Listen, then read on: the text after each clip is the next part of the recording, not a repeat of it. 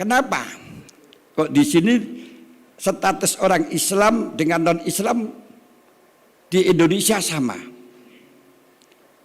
Sama-sama punya hak untuk menjadi pemimpin, sama-sama punya hak untuk menjadi presiden, sama-sama punya hak untuk menjadi menteri.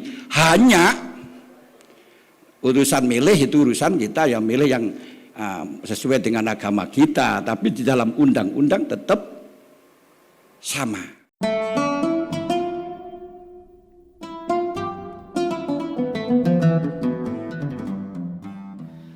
Pemaparan selanjutnya akan disampaikan oleh Kiai Haji Azizi Hasbullah, salah satu tim mushokheh buku fikih kebangsaan 3. Kepada beliau dipersilahkan.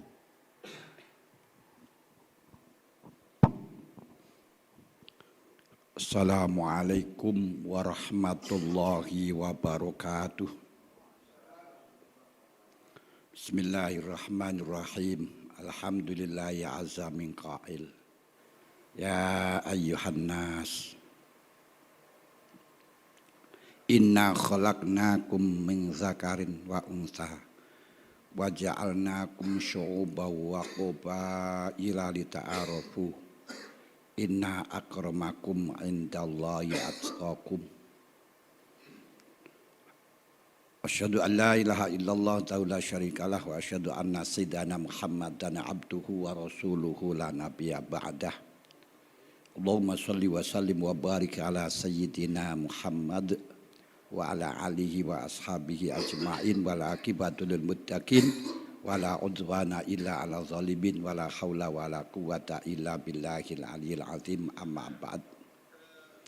Janabal mukarramin, ulama anal kiram al aizza, khosatan syekhona wa murabbiya ruhina Kiai Haji Muhammad Anbar Mansur selaku pengasuh Pondok Pesantren Lirboyo, Kiai Haji Abdullah Kafabih Mahrus selaku pengasuh Pondok Pesantren Lirboyo sekaligus Ketua Himpunan Santri dan Alumni Pondok Pesantren Lirboyo, dan semua para masyayikh dari zuriyah Mbah Yai Abdul Karim almarhum al-maghfurlah, juga tidak ketinggalan kepada Bapak Menteri Polhukam Bapak Mahfud MD, juga Bapak Tito sebagai Jenderal Polisi dan Menteri Dalam Negeri, dan semua para pemirsa melalui media elektronik ini. Alhamdulillah pada siang hari ini atau pada sore hari ini kita bersama-sama menyaksikan launching buku kebangsaan ketiga yang tadi sudah diresmikan oleh Hadratul Mukarram wal Muhtaram Romo Kiai Haji Abdullah Kafabih Mahrus. Mudah-mudahan dengan launching ini kita mendapatkan ridha dari Allah Subhanahu wa taala. Buku kebangsaan ini betul-betul bisa manfaat dan hadiah dari pondok pesantren untuk bangsa Indonesia. Para hadirin, para pemirsa yang dimuliakan Allah, buku kebangsaan 3 ini sebagaimana tadi kronologi sudah disampaikan oleh panjenenganipun Kiai Haji Abdullah Kafabih Mahrus, yaitu terusan dari buku pertama, kedua, dan ketiga yang aslinya penyusunannya itu dengan Bahsul Masail.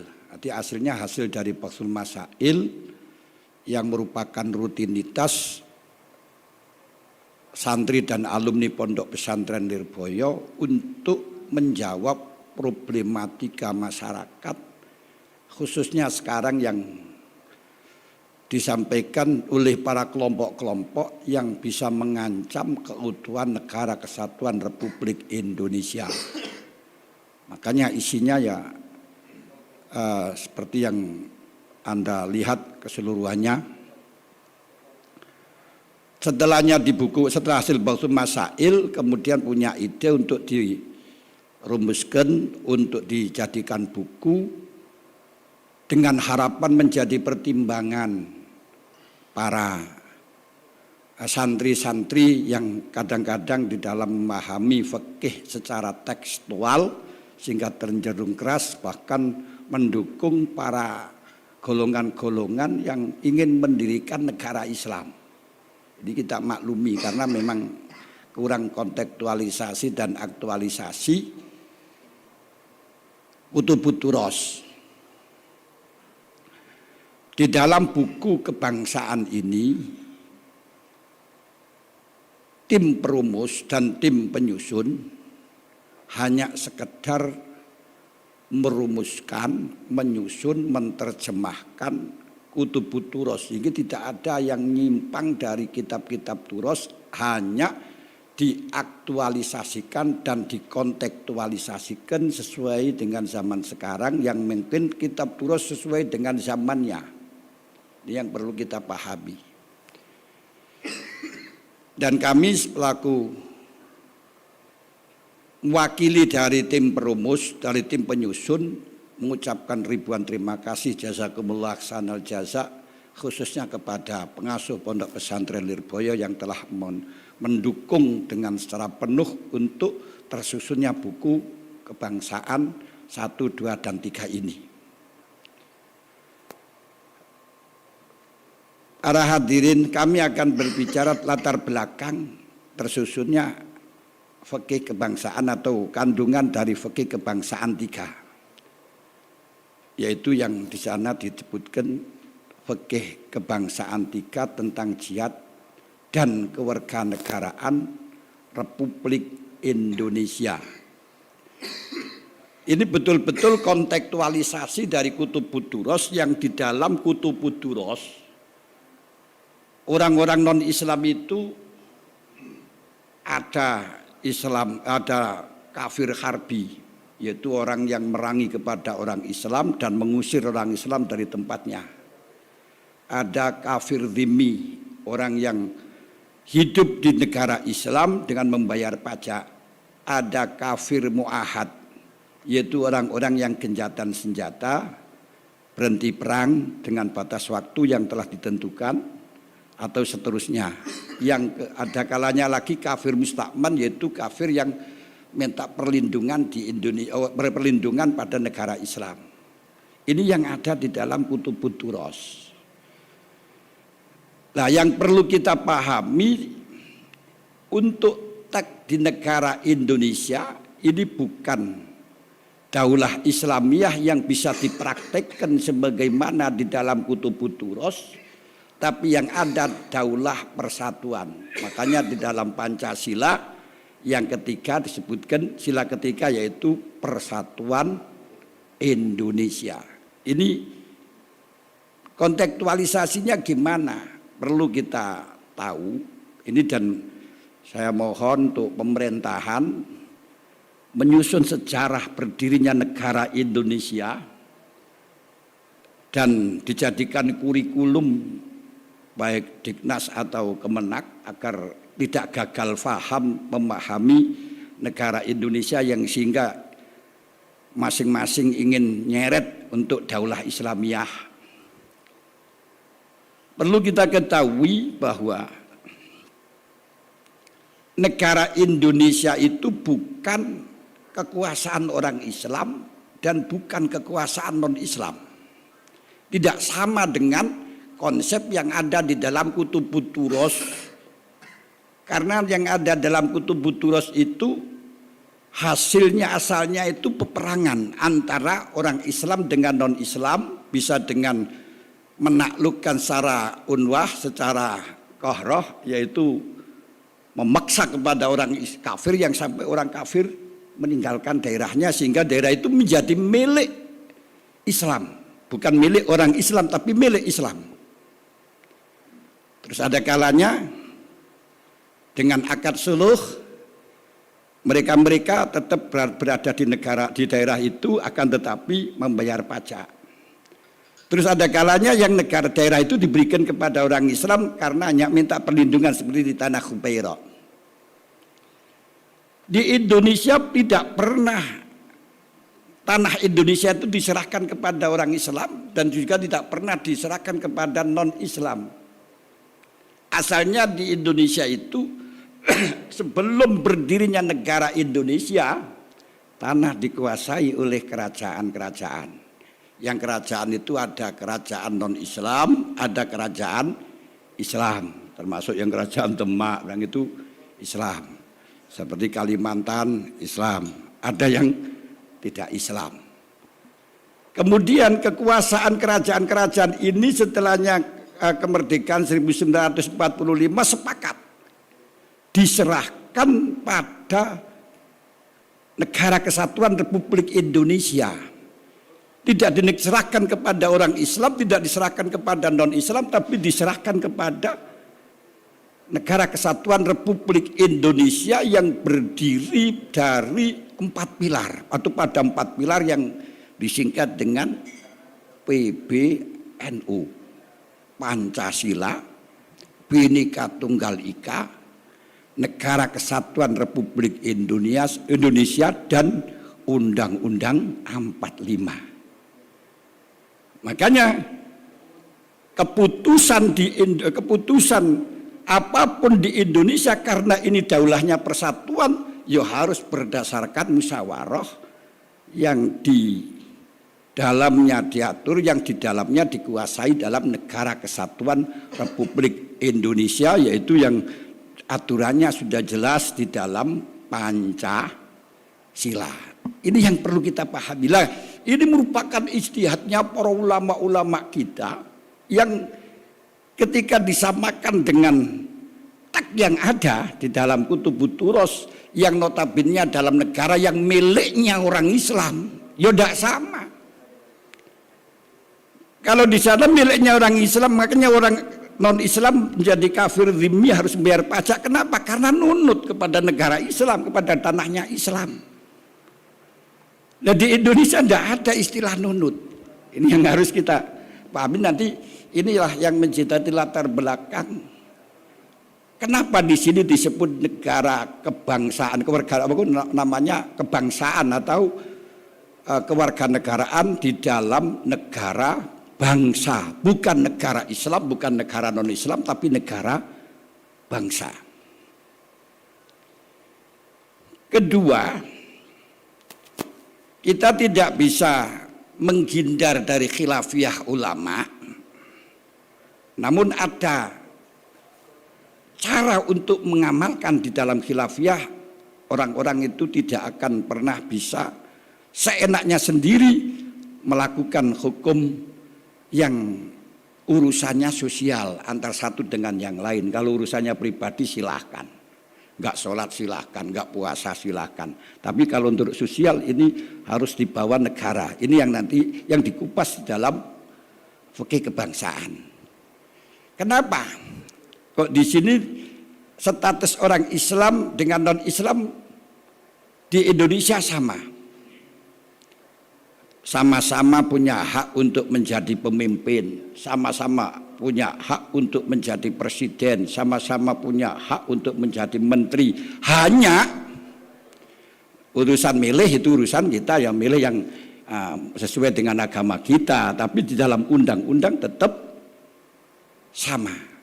Memang tadi saya katakan tidak harus kita mungkiri, karena memang dari usul fikihnya, apakah orang Islam dengan non-Islam ini mutlak harus berbeda, apa khusus dalam urusan dunia saja, apa sampai hanya urusan akhirat saja, apa dunia dan akhirat, ini memang beda. Dalam usulul fikih diaturkan la yastawun, yang diambilkan dari firman Allah, afaman kana mu'minan kaman kana fasiko la yastawun. Duh, ini la yastawun ini umum dalam semua hal, yakni dunyan wa ukhron, yang hal ini merupakan konsep dari sebagian Syafi'iyah, yang sehingga sebagian Syafi'iyah di dalam konsep jihad agak agak kaku. Tapi bolehkah kita menggunakan? Tidak boleh, itu tetap. Nah, tapi mayoritas di dalam lafadz la yastawun itu disebutkan ini tidak umum tapi hanya khusus diteruskan oleh Al-Quran, diteruskannya la yastawun fa ammal ladzina amanu wa amilus solihati falahum jannatul ma'wa nuzulam bima kanu ya'malun wa ammal ladzina fasaqu fa ma'wahumun nar. Berarti urusannya orang Islam dan non-Islam itu tidak samanya bukan urusan di dunia, tapi urusannya di akhirat sebagaimana ayat ini. Dan itu jelas juga Nabi Allah Ibrahim alaihissalatu wassalam itu pernah minta kepada Allah agar orang mukmin itu diistimewakan dengan rezeki yang berlimpah luas di dunia. Yang di sana disebutkan wa idz qala Ibrahimu rabbi ij'al hadza baladan amina warzuq ahlahu minas samarati. Tapi man amana billahi wal yaumil akhir, ya Allah jadikan negara ini negara yang aman, warzuq ahlahu minas samarat, dan diberi rezeki yang berlimpah luas. Tapi hanya man amana billahi wal yaumil akhir saja. Tapi bagaimana perasaan, bagaimana tanggapan Allah, apa dikabulkan? Enggak. Allah mengatakan qala wa man kafara fa umatti'uhu qalila. Untuk orang-orang kafir berhak mendapatkan nikmat, berhak mendapatkan sejahteraan, tapi qalilan ay fi muddati qalilin ay fi dunya. Berarti di sini summa addaruhu ila azabin nar wa bi'sal masir. Berarti dari ini ketidaksamaan antara usul fikihnya bahwa orang Islam dengan non-Islam ini apakah urusan dunia, apakah hanya akhirat saja, apa dunia akhirat. Lah kalau yang dipakai konsep di dalam fikih kebangsaan ini menggunakan konsep bahwa la yastawun itu khusus dengan diteruskan ayat wa ammal ladzina amanu wa amilus solihati falahum jannatul ma'wa nuzulam bima kanu ya'malun wa ammal ladzina fasaqu fa ma'wahumun nar. Itu urusannya urusan akhirat yang tidak sama antara non-Islam dengan orang Islam. Nah, kemudian yang menjadi pertanyaan, apakah boleh negara persatuan antara orang Islam dengan non-Islam bersatu rukun? Apa boleh? Al-Quran sangat tegas. La yanhakumullahu anil ladzina lam yuqatilukum fiddin walam yukhrijukum min diyarikum antabarruhum wa tuqsitu ilaihim. Allah tidak pernah melarang kepada kita untuk berbuat baik, untuk berlaku adil kepada orang-orang yang tidak mengusir kepada kita, tidak merangi agama kita dan tidak mengusir kepada kita. Yang tidak boleh kita kompromi, yang harus ada jihad qitali. Innama yanhakumul ladzina qatalukum fiddin wa yukhrijukum min diyarikum antabarruhum wa tuqsitu ilaihim. Yang dilarang oleh Allah Ta'ala yaitu kita kompromi kepada orang-orang yang merangi agama kita, yang mengusir kita. Makanya Mbak Yayasim Asy'ari di dalam fatwanya bahwa jihad menghadapi Belanda hukumnya fardu ain bagi orang-orang yang dalam radiasi 3 radius berapa masafatul qasri. Kenapa? Karena mereka mengusir kita, merangi agama kita, tapi orang di Indonesia tidak ada yang merangi dan tidak ada yang merangi dan juga tidak ada yang mengusir kepada kita. Ini latar belakang di dalam masalah daulah Islamiyah. Lalu yang sehingga genang tidak ada daulah Islamiyah itu, apakah kemudian negara Indonesia tidak disebut dengan Darul Islam? Itu masalah khilafiyah ulama, karena memang kasus konsep Darul Islam tidak ada dalam Quran dan hadis, yang ada hanya amaroh saja, yang sehingga terjadi perbedaan di antara mazhabul arba'ah. Ini untuk satu. Kedua, di dalam masalah qital tidak dimungkiri tadi bahwa apakah non-Islam itu diperangi karena kufrihi, apa karena liqitalihim lana.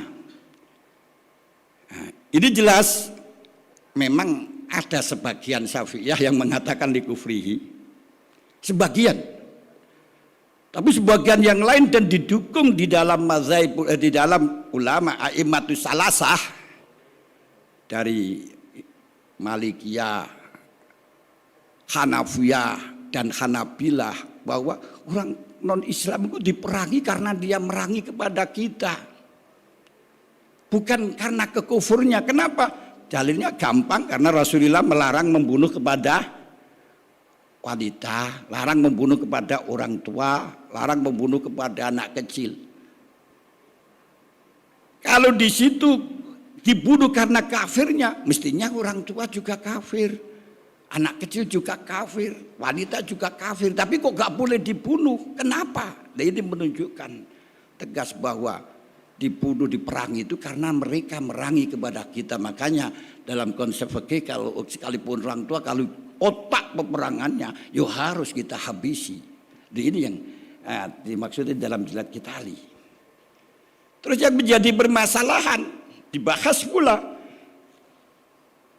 ketika ada perselisihan pendapat di antara ulama ini. Misalnya dia mengikuti sebagian Syafi'iyah bahwa orang kafir yang harbin bisa dibunuh. Misalnya, itu apa boleh? Fikih itu, kita menjalankan siasah itu ada tingkat-tingkat. Makanya asyasatu intidhamun nas ila tariqin mustaqim al-munajji fid dunya wal akhirah. Yang dinamakan siasah adalah mengatur manusia mengarahkan pada jalan yang benar, yang bisa menyelamatkan dunia dan akhirat. Imam Ghazali di dalam kitab Ihya-nya menjelaskan masalah siasah ini terbagi menjadi empat derajat. Satu, siasah nubuah. Hal ini tidak mungkin dipraktikkan sekarang dengan bahasan yang panjang lebar dalam hal ini. Kenapa? Sudah gak gampangan, secara enaknya kalau zaman Kanjeng Nabi bisa karena mataharinya satu. Kalau sekarang mataharinya sudah banyak, sehingga tidak mungkin dipraktikkan dengan khilafah. Dan ketika terjadinya khilafah, ternyata kita lihat akan otoriter dalam agama, sehingga banyak para sufin yang kena korban. Seperti Khalaj al-Mansur dibunuh. Kenapa? Karena oleh pemerintah dianggap aliran sesat. Termasuk Abu Yazid al-Bastami dijatuhi hukuman mati sampai 3 kali, dihukuman gantung sampai 3 kali, tapi alhamdulillah lolos. Kenapa? Karena mengikuti dari dianggap oleh pemerintah aliran sesat. Nah, ini kalau orang-orang yang ziarah kubur dianggap musyrik, halal darahnya dan lain sebagainya, wah, perangan ini tidak mungkin. Nah, untuk mengamalkan hal ini kalau di dalam khilafah nubuwah tidak mungkin, sudah kalau dalilnya sudah sangat gamblang. Kedua, kalau tidak bisa, yang bisa dipraktekkan di Indonesia adalah praktek imaroh. Imaroh sultan bagaimana? Yaitu pemerintah punya kekuasaan yang otoriter, artinya meluas, baik rakyat kecil, rakyat besar, korek-korak, kemudian petani, ini semuanya ini menjadi kekuasaan pemerintah. Tapi pemerintah hanya bisa ngatur dalam urusan sosial, dalam urusan lahir, tidak boleh ikut campur di dalam urusan agama. Apalagi pemerintah mengatakan ini aliran sesat atau tidak sesat, bukan haknya pemerintah, tapi melindungi. Ini yang dipahami oleh Hadratul Mukarram Gus Dur Kiai Haji Abdurrahman Wahid yang semacam itu. Nah ini, lah pemerintahannya urusannya sosial, makanya ini nanti bikin gaduh keamanan apa tidak, ketentraman apa tidak, mengganggu kepada masyarakat apa tidak. Itu yang dipikirkan, bukan ini aliran sesat atau tidak. Makanya di Indonesia tidak sholat, tidak ada hukumannya, tidak puasa, tidak ada hukumannya. Ini kenapa? Bukan tugas pemerintah itu. Tapi pemerintah harus hifdzuddin, harus melindungi. Nah, ketiga yaitu siasatul ulama. Siasah yang menjadi tugas ulama. Ulama ini mempunyai kekuasaan hanya kepada bidang tertentu, yaitu urusan batin dan kepada orang tertentu. Ini yang perlu kita ketahui. Makanya ulama ini hanya bisa mengatur kepada masyarakat yang mau ikut. Tidak boleh kita sebagai ulama kemudian memaksakan kepada orang lain untuk mengikutinya. Makanya pada waktu zaman Harun Rasyid memaksakan orang-orang agar mengaji kitab Muwatta, Imam Malik menolak, nggak mau, nggak boleh yang semacam itu. Makanya di sini orang NU hanya khusus ngurusi urusan orang NU saja. Tapi di dalam batin, kalau di dalam urusan lahir tidak bisa. Nah kalau di dalam lahir berarti urusannya pemerintahan. Dalam pemerintahan tentu dengan menggunakan undang-undang yang disepakati oleh DPR. Dalam hal ini tidak boleh karena hujah menurut sebagian ulama membunuh orang kafir harbi itu boleh, akhirnya diamalkan. Itu nggak boleh, itu berdosa. Kenapa? Hukmul hakim yarfa'ul khilaf. Ini sedikit latar belakang atau bahasan di dalam masalah jihad dan kewarganegaraan. Karena sangat terbatasnya waktu, kami tidak bisa untuk menyebutkan, tapi hanya sekedar gambaran asal mulanya, rumusan dari situ. Jadi tidak fikih tekstual tapi kontekstual dengan fikih-fikih yang memang relevan pada zaman dan tempatnya, yang tentunya kita geret diaktualisasikan dengan relevansi di dalam Indonesia, negara kebangsaan. Mohon maaf atas segala kekurangan, terima kasih atas segala perhatian. Wallahul muwaffiq ila aqwamit thoriq. Wassalamualaikum warahmatullahi wabarakatuh.